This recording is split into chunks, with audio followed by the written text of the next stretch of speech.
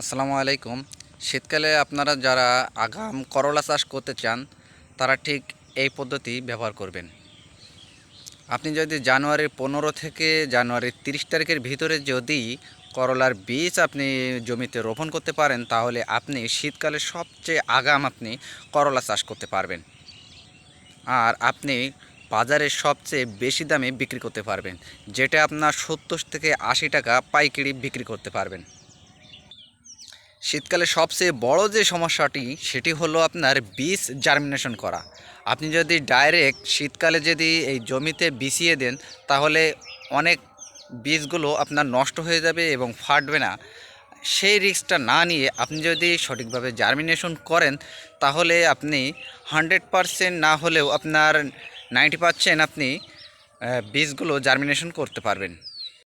শুধু যে বীজ ফাটলেই আপনার হবে না, বীজটি সঠিক ভালো মানের জাতের লাগবে এবং সুন্দর করে বেড করে আপনার এইভাবে মালচিং পদ্ধতিতে যদি আপনি চাষাবাদ করতে পারেন, তাহলে আপনি সাধারণ যে চাষাবাদ আছে তার চেয়ে দুগুণ আপনি ফসল ভালো করতে পারবেন।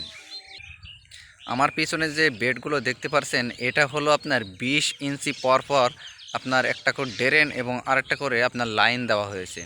এখানে হলো আপনার সিঙ্গেল বেড করে করা হয়েছে। সিঙ্গেল বেডে আপনার অনেক সুবিধা আছে, যেমন হলো আপনার যদি আপনারা কেউ নতুন করে আপনারা এই মালচিং পদ্ধতিতে যদি আপনি চাষাবাদ করেন, তাহলে আপনার সিঙ্গেল বেডই বেস্ট।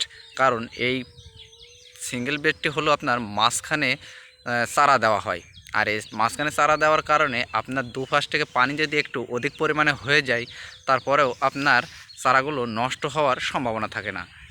যদি পানি একটু বেশি দিয়ে ফেলেন, তাহলে কিন্তু পচনের সম্ভাবনা আসে। আর সিঙ্গেলটা একটু বেশি হয়ে গেলেও সমস্যা হয় না, আপনার সাথে সাথে আপনার পানিটা সরে যায়। শুধু যে মালচিং দিলেই আপনার যে ফসল ভালো হবে এটা কিন্তু না। আসলে শীতকালে আপনি মালচিংটা পুরো চারিপাশটা আপনি কাভার করে মাটি দিয়ে ঢেকে দিবেন। শীতকালে যদি আপনি মালচিং বেচান, তাহলে আপনার এই দুই সাইডটা এটা আপনি পুরোটা মাটি দিয়ে আপনি কাভার করে ঢেকে দিবেন। এতে ঢেকে দেওয়ার কারণে আপনার এর ভিতরে যে হিট হবে, এই হিটের কারণে আপনার মাটিটা গরম হবে। আর গরম হওয়ার কারণে আপনার চারাগুলো শীতের জন্য আপনার গাছগুলো অনেক ভালো হবে। ধন্যবাদ সবাইকে।